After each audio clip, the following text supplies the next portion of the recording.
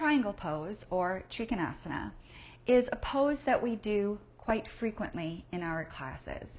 It is a wonderful all-around pose. It helps to both strengthen and to lengthen different parts of your body. You'll work your hips and your hamstrings, your torso, your shoulders, all of it. It is full of some good stuff. So let's break it down.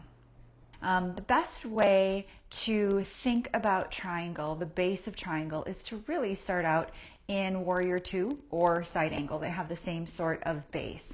So let's do warrior two. I'm going to put my right leg forward, my left leg back. I have my right heel lined up with the middle of my arch on my left foot. My left foot is either parallel to the back of my mat or it can be slightly turned in. In triangle, however, we don't have the knee bent like we do in warrior two or in side angle. So let's straighten the right knee. And then take your hips, and you're going to tip your hips back towards the left, hinging from the hips. If you have your hand here, you're going to start feeling your hand being pinched within your hip joint as you come over onto the side. Now, this is where the hamstring opening comes from. You'll likely start to feel your hamstring lengthening. If it's really tight there and you can't get any lower, that's all right. We can stop here. You could certainly use a block. You may even want to use a block up on its highest setting. You can rest your hand along your shin. Just don't push down on your knee. If you're able to come deeper, your hips and your hamstrings allow, you can come down a little bit lower with your hand, potentially even bringing your fingertips all the way to the floor. Some people put them on the inside, some people put them on the outside, just like with side angle. And in Ashtanga, it's popular to hold on to the big toe. But wherever you want to put your hand, wherever feels right for you. Like in side angle pose, we want to be careful that we're not just rounding forward and down. Our torso is turned to the side, our chest facing the side of the mat along with our hips.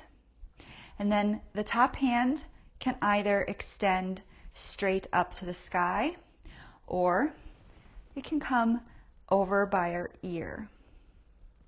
Now some muscle activation. Your legs, just like in warrior two and in side angle, we want them pulling towards each other, like you've got that energetic lift coming up out of the pose. You also want to press down firmly through the big toe of your front foot. That's going to help keep you from hyperextending in your knee.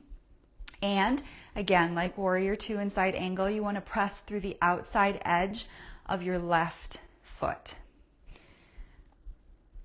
With your core, your torso, it's common to curve through the torso into triangle pose. What we want is a nice straight line on both sides of our torso. So you'll need to engage the left side, in this case, the top side of your torso, and through your back, your QL, to keep this side a little bit shorter. It wants to lengthen out as it rounds. So engage that to keep the sides of your body nice and long and going parallel with your mat.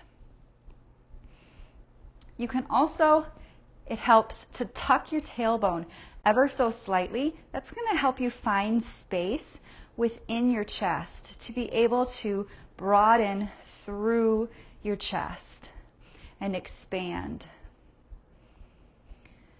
And then you want to pay attention to your shoulders. Don't let them hunch up by your ears. Draw them back and down your back and slightly towards each other. Watch this bottom hand too. If you put too much weight in it, you're going to collapse down into your shoulder. Your shoulder will hike up and you'll rest on your shoulder. So just a little bit, not bearing the weight in your hand, keeping your shoulder back and down, pulling together, chest nice and broad.